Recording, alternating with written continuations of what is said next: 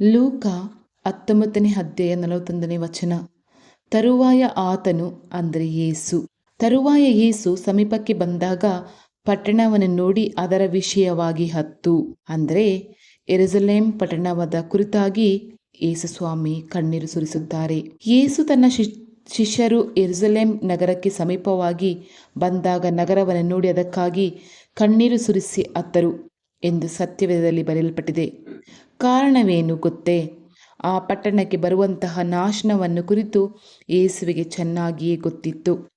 ಅಯ್ಯೋ, ಇನ್ನು ವರ್ಷದೊಳಗೆ ಈ ಪಟ್ಟಣದಲ್ಲಿ ರಕ್ತದ ಹರಿಯಲಿದೆ, ಅನೇಕರು ಕೊಲೆಯನ್ನು ಮಾಡಲ್ಪಡಲಿದ್ದಾರೆ, ಚಿಕ್ಕ ಮಕ್ಕಳು ನೆಲದಲ್ಲಿ ಅಪ್ಪಳಿಸಿ ಕೊಲೆ ಮಾಡಲ್ಪಡುವರು ಎಂದು ಆ ಪಟ್ಟಣಕ್ಕೆ ಬರುವಂತಹ ಕಾರ್ಯವನ್ನು ಯೇಸು ತಿಳಿದಿದ್ದರಿಂದ ಅವರಿಂದ ಅದನ್ನು ಸಹಿಸಿಕೊಳ್ಳಲಾಗದೆ ಆ ನಗರವನ್ನು ನೋಡಿ ಕಣ್ಣೀರು ಸುರಿಸಿ ಅತ್ತರು.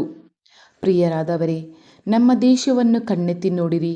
ಹಲವು ಗುಂಪಿನ ಜನರು ವಿಗ್ರಹದ ಹಿಡಿತದಲ್ಲಿ ಸಿಲುಕಿ, ಮಂತ್ರವಾದದ ಹಿಡಿತದಲ್ಲಿ ಸಿಲುಕಿ, ಶಾಪದೊಳಗೆ ಸಿಲುಕಿ, ಮದ್ಯಪಾನದಲ್ಲಿ ಸಿಲುಕಿ, ದೇವರಲ್ಲದವುಗಳನ್ನು ದೇವರು ಎಂದು ನಂಬಿ ಮೋಸ ಹೋಗುತ್ತಿರುವ ಆತ್ಮಗಳನ್ನು ನೋಡುವಾಗ ನಮ್ಮ ಮನಸ್ಸು ಹೇಗೆ ಕಾಣಲ್ಪಡುತ್ತದೆ ಹೇಳಿ?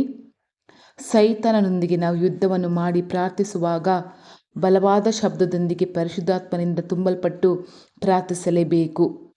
ಯೇಸುವಿನ ಹೃದಯದಂತೆ ನಮ್ಮ ಹೃದಯದಲ್ಲಿ ಒಂದು ವೇದನೆಯಾದರೂ ಅಥವಾ ನಮ್ಮ ಕಣ್ಣುಗಳಲ್ಲಿ ಒಂದು ಹನಿ ಕಣ್ಣೀರಾದರೂ ಬರುತ್ತಿದೆಯೇ?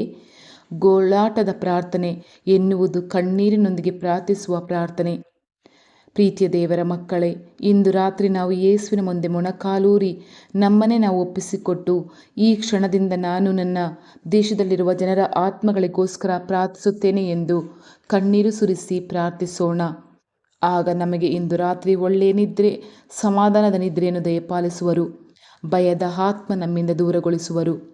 ಯೇಸು ಕ್ರಿಸ್ತನ ನಾಮದಲ್ಲಿ ಆಮೇನ್, ಆಮೇನ್. ತಂದೆಯೇ, thank you Lord Jesus Christ. I love you Jesus. I love you God. I love you, Holy Spirit. Thank you, angels.